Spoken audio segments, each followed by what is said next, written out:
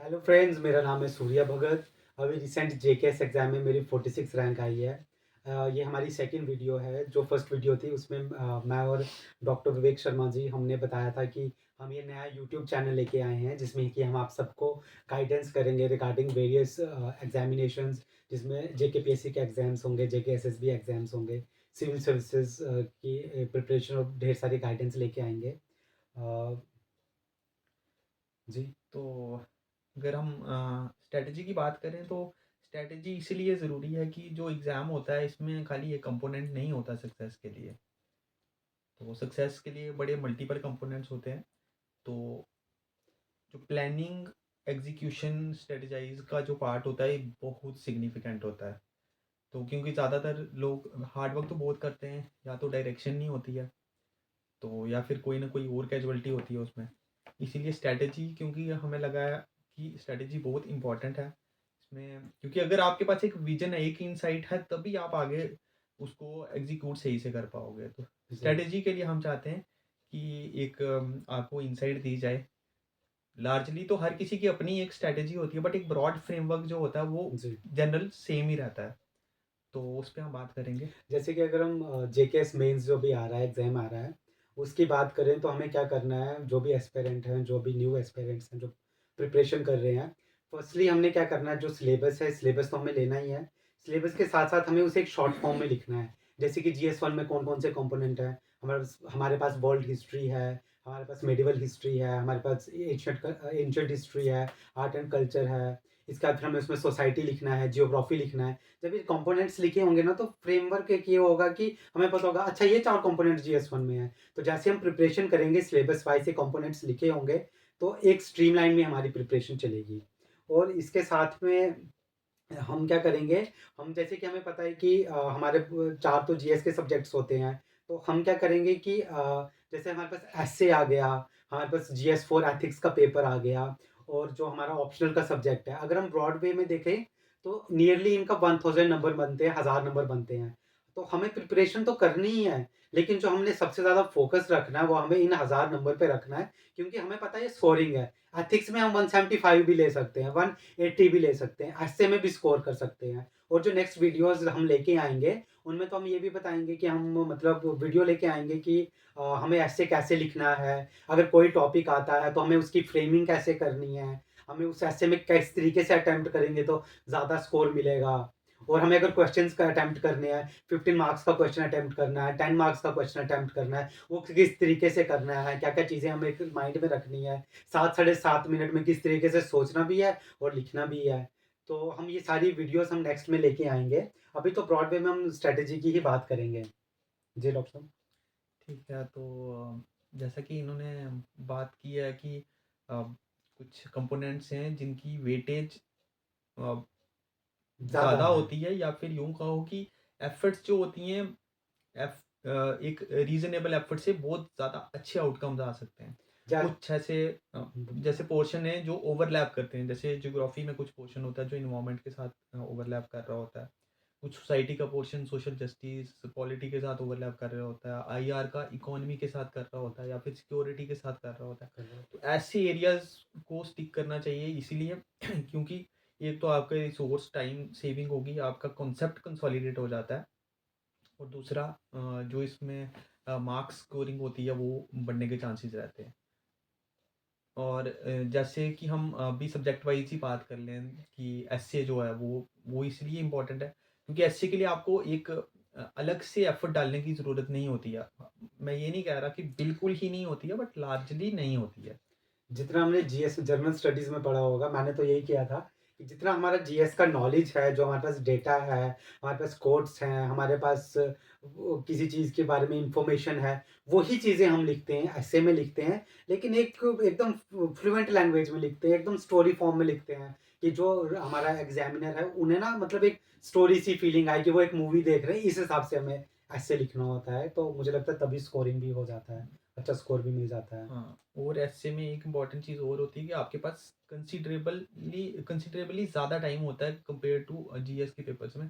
तो वहाँ पे डिवाइडेड हो जाते हैं क्वेश्चंस में, आपकी जो टाइमिंग होती है वो भी डिवाइड होती है। यहाँ पे 2 होते हैं, लेकिन दोनों में आपके पास डेढ़ डेढ़ घंटा होता है। तो ऐसे इसीलिए ऐसे पे फ़ोकस करना ज़रूरी है और जो आपने बाकी जीएस में पढ़ा है या आपने ऑप्शनल में पढ़ा है, वही सारे का जो कहीं न कहीं क्रक्स या आपका जो मटेरियल है, वही यूज़ हो रहा होता है यहाँ पे। आपकी एक जनरल अंडरस्टैंडिंग यूज़ हो रही होती जी। ये हो सकता है कि आप जीएस 1 का नॉलेज जीएस 3 में यूटिलाइज़ करो, जीएस 2 का जीएस 3 में करो। वो मतलब कहीं पे भी आप किसी भी एक पोर्शन का जो नॉलेज है, वो दूसरे पोर्शन में यूटिलाइज़ अपना कर सकते हो। फिर इसके बाद बात करें तो हमें डिसिप्लिन्ड वे में करना पढ़ना है, डेली पढ़ना है। फिर हमें शॉर्ट नोट्स बनाने हैं कि हम है। क्योंकि जी, हमें पता है कि हमें पूरी लक्ष्मीकांत तो हम रिवाइज़ कर नहीं सकते। हमें अगर कोई हिस्ट्री पढ़नी है तो पूरी हम स्पेक्ट्रम पूरी एक रात में हम दोबारा से रिवीजन नहीं कर सकते। तो हमें क्या करना है कि हमें एक शॉर्ट नोट्स बनाने हैं ताकि हमें जो रिवीजन करनी हमें ईज़ी हो जाए और हमें कोट्स लिख लिख के रखनी है। हमें बहुत से डेटा जो है हाँ, जैसे कि हमें पता है कि जो जनरल स्टडीज़ का पेपर है वो उसमें बहुत सारा करंट अफेयर है, जीएस 2 में देख लो, 3 में देख लो, बाकी पेपर्स में देख लो। तो जो उनका डेटा आप कहीं से भी पढ़ ले हो, सोर्सेज़ जैसे कि मैंने विजन से पढ़ा हुआ है, सर ने आईएएस बाबा से पढ़ा हुआ है, तो आपको वो भी आपको एक जगह पे अलग से डेटा लिख लेना है, ए4 साइज़ का शीट आपने ले लिया, उस पे अलग से डेटा लिख लिया, फिर आपको वो डेटा ही रिवाइज़ करना है। तो जब आप उस तरीके से करोगे तो आपको डेटा भी नहीं भूलेगा एंड आपके पास स्पेसिफिक मटीरियल होगा हर एक पेपर में भी और आपका एस्से में भी। टेस्ट सीरीज़ आपको देनी है क्योंकि कई स्टूडेंट्स जो हैं वो ये गलती करते हैं, बल्कि मैंने भी एक बार लास्ट टाइम की थी कि हमारे माइंड में ये होता है कि यार मेरा अभी जीएस का कंप्लीट नहीं हुआ, तो मैं अभी टेस्ट सीरीज़ नहीं दूँगा। है ना डॉक्टर साहब? बिल्कुल, बिल्कुल, कि मतलब ये हम बिल्कुल। मिस्टेक करते हैं कि जब तक कंप्लीट ना हो तब तक टेस्ट सीरीज़ नहीं देंगे। देखो टेस्ट सीरीज़ का देने का हमें ये बेनिफिट है कि एक तो हम स्पेसिफिक 3 घंटे बैठ रहे हैं, एग्ज़ाम में हॉल में बैठ रहे हैं, हम डेस्क के ऊपर बैठ रहे हैं, बिल्कुल रियल वाली फीलिंग आ रही है।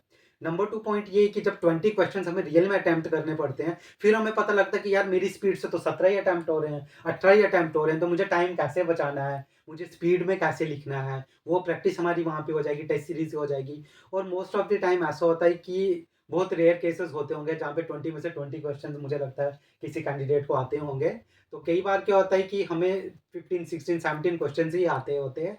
बाकी जो होते हैं, जो 3 क्वेश्चन्स होते हैं, वो हमें उसी टाइम एग्ज़ाम में लिखने पड़ते हैं। वो जो हमने बाकी जो हमने मटीरियल जो हमने अभी रिवाइज़ किया हुआ था या जो फैक्ट्स है, डेटा है, कुछ भी है, वो हम कहाँ का कंपोनेंट हो सकता है कोई चीज़ हमने बचपन में सुनी हो या 3 साल पहले न्यूज़ सुनी हो, वो वहाँ का कंपोनेंट जैसे कि मैं एक छोटी-सी एग्ज़ाम्पल दूँगा, जो इस बार नहीं पिछली बार का हमारा पेपर था, तो वहाँ पे आयरन डोम का क्वेश्चन आया था इज़राइल के रिलेटेड। तो वो मैंने कहीं न्यूज़ में पहले सुना हुआ था, तो वो मुझे क्लिक हो गया एंड मैंने वो पूरा क्वेश्चन वहीं पे बना दिया, डायग्राम बना दी, नियर अबाउट वो सेम ही हो गया। तो जब हम एग्ज़ाम में बैठेंगे, वो 20 क्वेश्चन्स अटेम्प्ट करेंगे, फिर हमें पता चलेगा वो चीज़ मदद कहाँ पे होगी, वो होगी टेस्ट सीरीज़ से। इसलिए सिलेबस कंप्लीट होने का वेट नहीं करो, जितना भी पढ़ा हुआ है, टेस्ट सीरीज़ दो, राइटिंग प्रैक्टिस करो, रिविजन्स करो। जी। हाँ, तो राइटिंग प्रैक्टिस इसलिए भी करते हैं कि एग्ज़ाम सिचुएशन को सिमुलेट करना बड़ा ज़रूरी होता है। क्योंकि हमारे ब्रेन में क्या है, हमारे पेपर में क्या है, क्या हम लिख पाते हैं, इन दोनों चीज़ों में बहुत बड़ा डिस्कनेक्ट होता है। इसमें कनेक्ट बिठाने के लिए वो लाने के लिए आपको ना रेगुलर प्रैक्टिस करनी होती है। एग्ज़ामिनर को कभी ये मालूम नहीं होता कि आपके दिमाग में कितनी नॉलेज है, कितनी नहीं है। जब आप वहाँ पे लिख पाओगे, तभी उसको समझ पाएगी, हुँ, इफ़ेक्टिवली कन्वे कर पाओगे, तभी एग्ज़ामिनर समझ पाएगा और इफ़ेक्टिवली कन्वे तभी हो पाता है, जब आपने वो बैकयार्ड पे प्रैक्टिस की की होती हो। है। जैसे विराट कोहली की एक एग्ज़ाम्पल है, उन्होंने कहा था कि मैं एग्ज़ाम में जब सॉरी क्रिकेट जब भी वो मैच। खेलने जाते थे तो पहले जो जनरली जो प्रैक्टिस करते थे, कई बारी वही रेप्लिकेट नहीं कर पाते थे वहाँ पे ग्राउंड में। बट बाद में उन्होंने ट्राई की कि 99.9% वही एफ़र्ट की जाए, जो नेट में प्रैक्टिस होती है, वैसा ही वहीं पे खेला जाए जैसा ऑन ग्राउंड ग्राउंड। पे खेलना। तो वही होता है जो आप बैकयार्ड में प्रैक्टिस करके आते हैं, जो आप घर पर या उस प्रिपरेशन के टाइम में ट्राई कर रहे होते हैं, वही आप वहाँ पर रिफ्लेक्ट कर पाते हैं। तो इसीलिए इसकी ज़रूरी है। जो इवन कि वो आपको होती है। इंट्रो जो क्वेश्चन में इंट्रोडक्शन लिखना है उसकी प्रैक्टिस करनी है, कंक्लूजन लिखने की प्रैक्टिस करनी है, आपको पूरी स्कीम्स मेमोराइज़ करनी है, वुमेन्स के रिलेटेड कौन-सी स्कीम्स हैं या कोई वल्नरेबल सेक्शंस हैं उनके रिलेटेड कौन-सी स्कीम्स हैं, अभी एम्प्लॉयमेंट के रिलेटेड कौन-सी स्कीम्स हैं, ग्लोबल एरा में अभी क्या च ग्लोबल सिनेरियो में अभी क्या चल रहा है, क्या नहीं चल रहा है, वो सारी चीज़ें आपको लिख के रखनी है। इवन कि आप जो फ्लो चार्ट्स बनाओगे वो भी एग्ज़ाम में जाके नहीं बनाओगे, आप पहले प्रैक्टिस करोगे कि भई इतने किस्म के मुझे फ्लो चार्ट्स बनाने हैं, मुझे स्पोक्स वाली डायग्राम्स बनानी है, मुझे इंडिया का मैप बनाना है, वर्ल्ड मैप बनाना है। जब ये सारी चीज़ें आपने प्रैक्टिस की होंगी, फिर जो 3 घंटे में आप पेपर दोगे, वो आपका अटेम्प्ट होगा और आपका स्कोर भी अच्छा आएगा। दूसरा सबसे इम्पोर्टेंट चीज़ है कि हमें ये भी समझना है कि मतलब इसमें काफ़ी सारी चीज़ें हैं जिन पर हमें फोकस करना है। पर्टिकुलरली जैसे हम GS1 की बात करें तो वहाँ पे स्टैटिक पोर्शन का जो रोल है वो काफ़ी है, ऑलमोस्ट 50% रहेगा। हालांकि यस, क्वेश्चन कई बार उतने स्टैटिक से नहीं आते, बट स्टैटिक का एक बेस है, एक लार्ज बेस है। यस। और करंट की अगर हम बात करें, करंट अफेयर के बिना सिविल सर्विसेज का एग्ज़ाम क्लियर कर पाना ऑलमोस्ट क्लोज टू इम्पॉसिबल है। जी, आपको रोज़ ये तैयारी करनी पड़ती है करंट अफेयर जो आपके एक फ्लो ऑफ आइडिया बनता है, वो करंट अफेयर्स के बिना बन ही नहीं सकता है।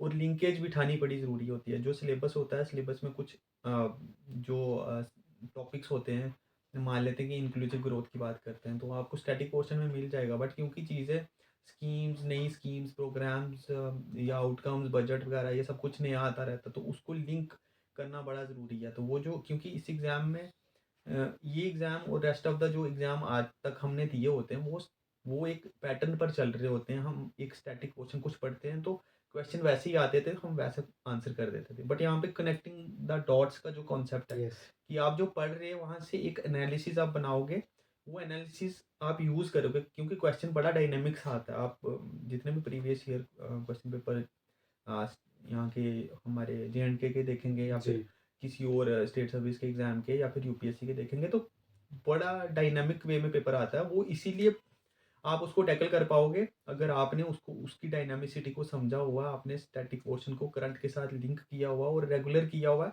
और रिपीटेड रिवीजन का कॉन्सेप्ट। क्योंकि आप जैसे अब किसी एक रास्ते पे भी चलना होता है तो एक बारी में वो रास्ता पूरा याद नहीं रहता। आप रेगुलरली कई बार जाते हो तो फिर उसके बाद सबकॉन्शियस माइंड में भी होते हो, तब भी आप मतलब आपका माइंड कहीं और भी होता है, तब भी आप घर पहुँच जाते हो या उस डेस्टिनेशन पे पहुँच जाते हो, क्योंकि ब्रेन को एक वो जो होता है रेगुलर एक इनपुट चाहिए होती है। जी, तो वो रिपीटेड रिविजन्स होनी बड़ी जी, ज़रूरी जी। हैं अगर आपको। Revision is the key to success इस एग्ज़ाम में जितनी आप रिवीजन्स करोगे, मल्टीपल रिवीजन्स करोगे, उतना आपको फ़ायदा मिलेगा। एंड सोर्स का भी बोल दीजिए कि आपको जैसे कि मार्केट में मल्टीपल सोर्सेज़ हैं, आपको एक ही चीज़ 10 जगह से नहीं पढ़नी है, बल्कि एक चीज़ को 10 जगह से नहीं पढ़ना है, बल्कि एक चीज़ को 10 बार पढ़ना है। ये बहुत अच्छा कहा है इन्होंने कि कंसाइज़ होना बड़ा ज़रूरी है आपका सोर्स। तभी कहते हैं शॉर्ट नोट्स होने चाहिए। अगर नहीं भी हैं तो आप जिस एरिया से आपने या जिस सोर्स से पढ़ा है उसी पर ही स्टिक रहें, उसी को ही बार-बार करते रहें। क्योंकि अगर वाइड सोर्सेज़ से पढ़ोगे वही चीज़ होगी, वो ओवरलैप होगी, आपका टाइम कंज़्यूम होगा, रिसोर्स कंज़्यूम होगा और अनफॉर्चुनेटली आउटकम भी शायद फिर अच्छी नहीं आ पाए। तो आप स्टिक करें कम सोर्सेज़ पे, सेल्फ कॉन्फिडेंस रखें, एक डिसिप्लिन ज़रूरी रखें, क्योंकि सक्सेस की अगर हम बात करें, एक पहले एक काफ़ी रिनोन्ड फुटबॉलर हुए हैं जो यस, लास्ट सेंचुरी के एथलीट ऑफ द सेंचुरी भी डिक्लेयर किए गए थे, यस, अनाउंस किए गए थे। तो उनकी एक बड़ी कोट है, बड़ी फैसिनेटिंग है कि success is no accident, it is the result of patience, perseverance, hard work, sacrifice and more of all love for what you are doing. Yes, तो कहने का मतलब कि सक्सेस का कोई एक एक सिंगल कंपोनेंट नहीं है कि जैसे जनरली हमें हमारे इस तरह से अपब्रिंगिंग कराई जाती है, या फिर हमारा सिस्टम ऐसा था कि कहते थे कि हार्ड वर्क करोगे तो हो जाएगा। हाँ, हो जाता था एक टाइम में, हार्ड वर्क से हो जाता था, बट क्योंकि थैंकफुली कि हमारे इंडिया में अब ये हो रहा है कि सभी सेक्शन से रीजन से लोग आ रहे हैं, तो यस, यस, बेस यस। बड़ा हो रहा है। तो थोड़ा वो है कि इसमें बाकी कंपोनेंट का अब रोल बड़ा ज़्यादा आ रहा है, क्योंकि हार्ड वर्क तो सभी कर रहे हैं, तो फिर बट कुछ यू हैव और टू तो एडिट चाहिए ही होगा कि आप कैसे उसको यस। उस फाइनल डेस्टिनेशन को पहुंच पाओगे। तो ये जो डिसिप्लिन का कॉन्सेप्ट है, आप जितने भी ग्रेड्स देखेंगे, चाहे स्पोर्ट्स में देखें, आप रियल कहीं लाइफ में मिलिट्री की देखें। फील्ड में अभी देखें, रिसेंट रियल लाइफ मूवी आई में है देखें, उसमें देख लीजिए आप मनोज पांडे जी। कहीं भी देखें, आपको ये चीज़ें होती हैं। डिसिप्लिन होना बहुत ज़रूरी होता है। आपने एक दिन पढ़ा, 4 दिन नहीं पढ़ा, 4 दिन पढ़ा, 2 दिन नहीं पढ़ा, जो 2 दिन का गैप है वो रह जाएगा। जैसे हम माइकल फेल्प्स की बात करते हैं, यस, उन्होंने कहा था कि मैं संडे को भी ऑफ नहीं लेता था, इसीलिए कि संडे का जब दिन आता है तो लोग रेस्ट के मोड में जाते हैं। मेरा वो संडे भी कंटिन्यूटी में जाता था, एक एक्स्ट्रा दिन जो था मेरी प्रिपरेशन को और एडवांस कर देता था। कर देते। हालाँकि वो उनका एक अपना व्यू है। जनरली ह्यूमन को रेस्ट भी चाहिए होती है वापस से रिलैक्स होके जैसे रिवाइव करने के लिए। बट कहने का यही मतलब है कि सभी कंपोनेंट्स को एडेयर करना बहुत ज़रूरी है। ज़रूरी है। तो बस हम यही आशा करते हैं कि ये सारे पॉइंट्स आप याद रखेंगे एंड हम नेक्स्ट वीडियोज़ लेके आएँगे, मे बी ऐसे ही लेके आएँ या हम जो हमें अटेम्प्ट करना होता है, क्वेश्चन करना होता है, 10 मार्क्स का, 15 मार्क्स का, वो किस तरीके से अटेम्प्ट करना है, हम उसके रिलेटेड भी वीडियो ला सकते हैं। अब हम देखते हैं, डिस्कस करते हैं। तो बस थैंक यू सो मच, धन्यवाद आपने वीडियो देखी and have a successful life. बस तैयारी करते रहिए। Thank you and all the best. जय हिंद।